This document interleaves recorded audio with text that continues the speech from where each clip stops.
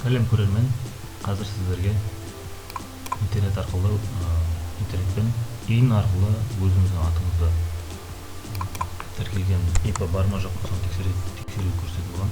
Ол үшін интернетке kgd.gov.kz деп тереміз. Осы жерде kgd.gov.kz деген сайтқа кіретін боламыз. Мәселен қазақшасын қазақ тіліне ауыстырып аламын.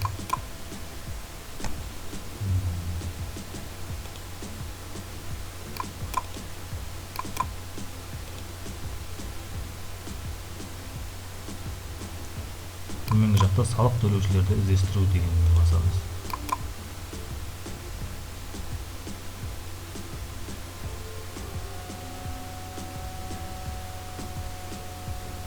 Және ЖСН бойынша іздеу мәселе. ЖСН-ге өзіміздің ЖСН жазамыз.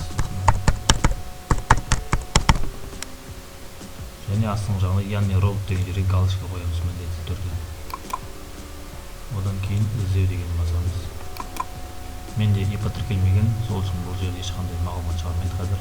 Мына іздеу нәтижелері қойылған талаптарға сай мәлімет жоқ дейді, табылған жоқ. Егер де менде ИП тіркелген болса, осы жерде мәлімет беретін еді.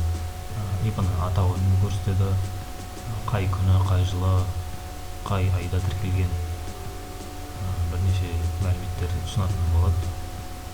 Менде қазір ИП жоқ болған соң осылай мәлімет табылған жоқ деп тұр. Осылай тексерістер. Жақсы.